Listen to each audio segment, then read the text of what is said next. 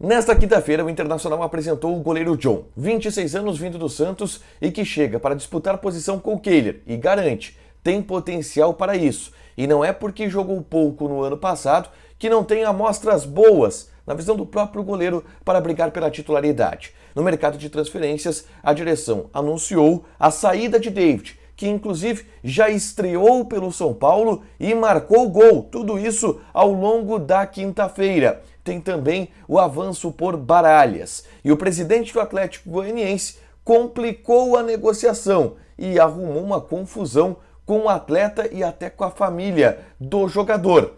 Patrick é vendido do São Paulo para o Atlético Mineiro, negociação que interessa muito a direção colorada. Esse é o Diário do Inter KTO, de quinta-feira, 19 de janeiro de 2023. Tudo bem, gente? Obrigado pela participação aqui. Não esquece de deixar teu like, te inscrever, de ativar as notificações. Bora falar do Internacional aqui no A Dupla? Nesse vídeo, um resumo do que de mais importante aconteceu no noticiário colorado ao longo desta quinta-feira. Eu começo falando sobre o treinamento pela manhã no CT Parque Gigante, atividade com os portões fechados. Eu estive por lá no CT e a gente só foi liberado para acompanhar o aquecimento. Depois, a apresentação. O goleiro John concedeu entrevista coletiva e foi apresentado como jogador do Internacional. E aí alguns pontos da entrevista coletiva do John. O que mais pega, obviamente, é o fato do John chegar para brigar por uma titularidade com o Kehler, ou chegar até como reserva, porque nesse início, pelo menos, de temporada, o Kehler será o titular do Internacional. E ele sai do Santos, escolhe sair do Santos justamente por ter lá uma opção de reserva. Então essa escolha do John, ela foi muito questionada pelos repórteres para saber o que ele tinha para falar. E o John mostrou muita personalidade e mostrou muita confiança no seu potencial ao longo da entrevista coletiva. Ele disse que o Inter é quem tem a ganhar, que vai ser uma disputa sadia entre ele e o Kehler, mas que sim, ele está aí para brigar mesmo, pela titularidade, que quando ele estiver em campo, cada um vai dar o seu melhor para buscar ser o titular do gol do Internacional. E o Alexandre Ernest, do Voz do Gigante, ele inclusive fez uma pergunta colocando o fato do John não ter jogado tanto ao longo da temporada de 2022. Ele foi um jogador que foi reserva do Santos ao longo de toda a última temporada. E aí a fala do John, que mostrou toda essa personalidade e confiança. Foram poucas performances,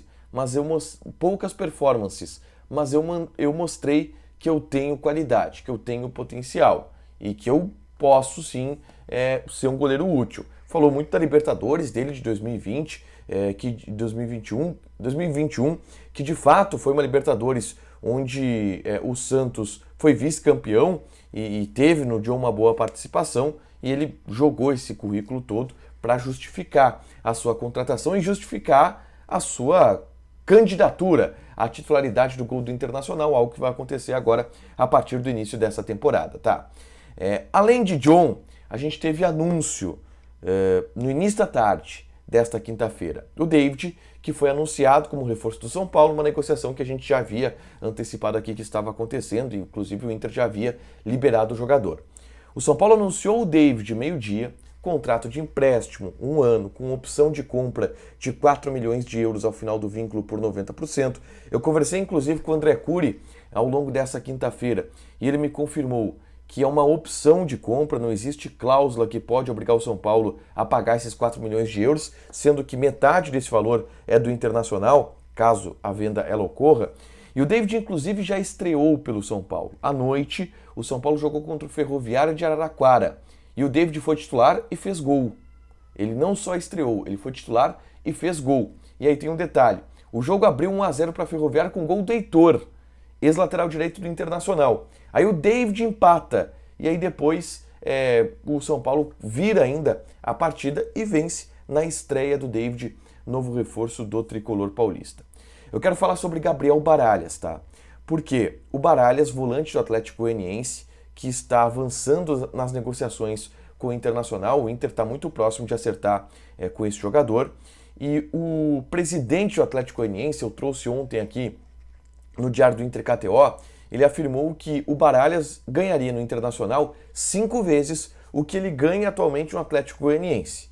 E aí hoje, até durante o Donos da Bola Rádio, eu recebi uma mensagem de pessoas do Internacional que estavam ouvindo o programa dizendo que não, que é mentira do presidente do Atlético Goianiense.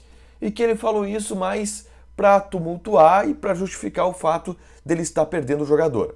E mais do que isso, me foi contado um bastidor.